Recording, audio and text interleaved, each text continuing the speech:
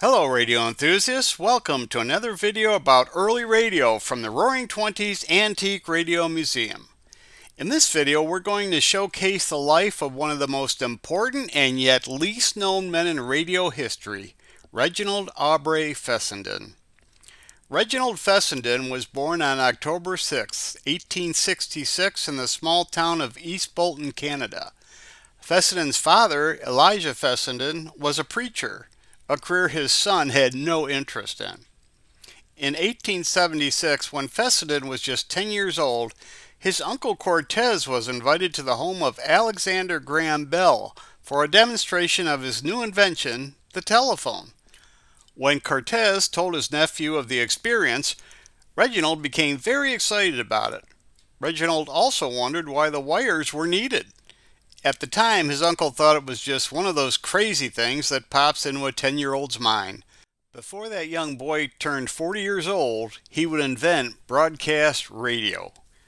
Fessenden was interested in science and early on became fascinated with the career of Thomas Edison.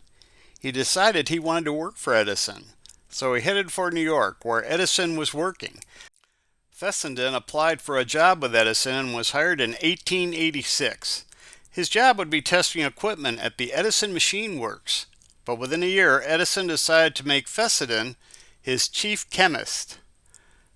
Fessenden did well working for Edison, but in 1890, Edison ran into financial problems and had to lay off most of his workers, including Fessenden.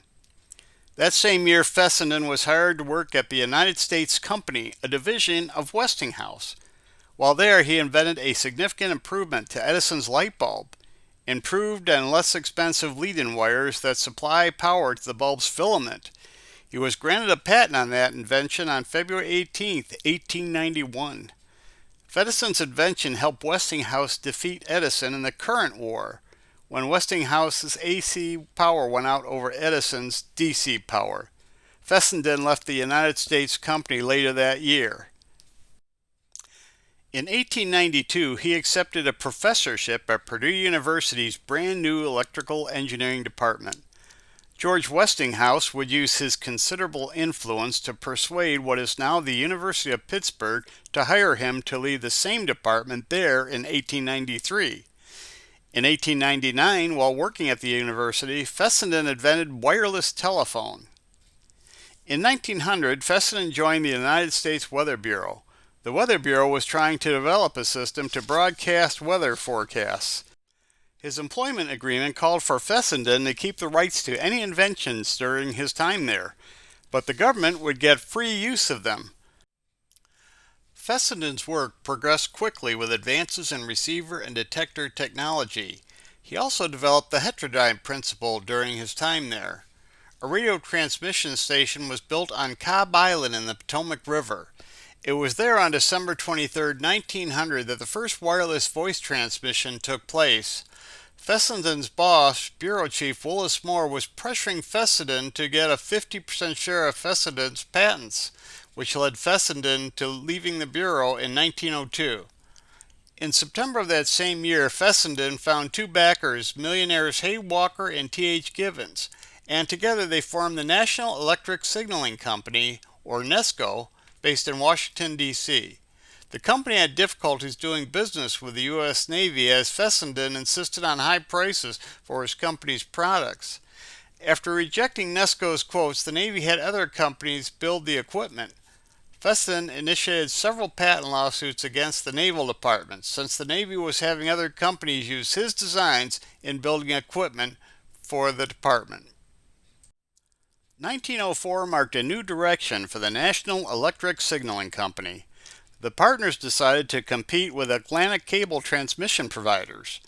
The company moved to Brant Rock, Massachusetts, and built a radio station with a 420-foot tall antenna tower, with a second tower being built in Machrihanish, Scotland. In January of 1906, Fessenden sent the first successful two-way Morse code transmission across the Atlantic Ocean. The system proved to be unreliable and work was stopped until later that year. On December 6 of that same year, a gale storm destroyed the antenna tower in Scotland. The tower's destruction ended Nesco's attempt at transatlantic wireless communications. In August of 1906, General Electric delivered a high-frequency alternator transmitter capable of 76,000 Hz transmission to Brant Rock that Fessenden had contracted for in 1903. The transmitter was designed to be the first transmitter capable of actual voice transmission. Just 4 months later, on December 6, Fessenden successfully demonstrated the first quality audio transmission through the airwaves. The new transmitter was only designed for short distances, but earlier testing transmissions were occasionally received by Nesco's station in Scotland. In mid-December of 1906, Fessenden sent notice to the company's wireless telegraph customers in America to tune in to the company's frequency on Christmas Eve.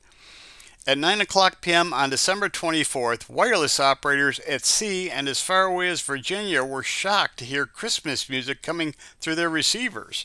Fessenden played records, read from the Bible, played the violin, and wished all his listeners a Merry Christmas.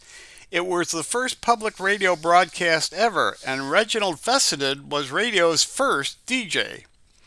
The following week, Fessenden also broadcast a New Year's Eve show that was picked up by the United Fruit Company's boats in the West Indies. Over the next few years, Fessenden's relationship with his investors soured, and in 1911 lawsuits were filed against Walker and Gibbons over ownership of Fessenden's patents, and Fessenden left the company. During that time, Fessenden formed the Fessenden Wireless Telegraph Company of Canada. He wanted to make another attempt at transatlantic wireless communications.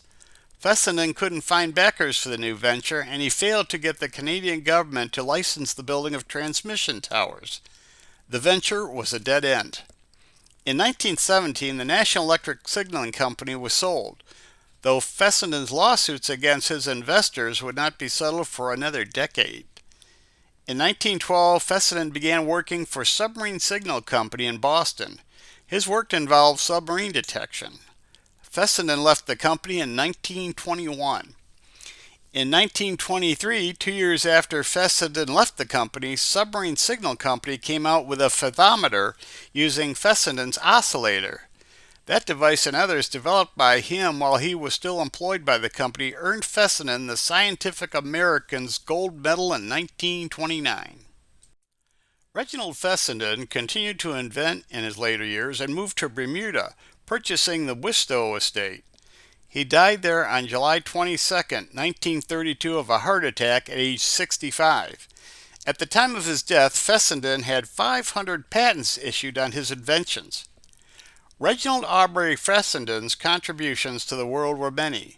The first voice transmission by radio wave, AM radio, sonar, the refinement of Edison's light bulb, an early version of microfilm, the wireless telephone, the fathometer, and he invented a way to modulate a signal's frequency, the basis for FM radio.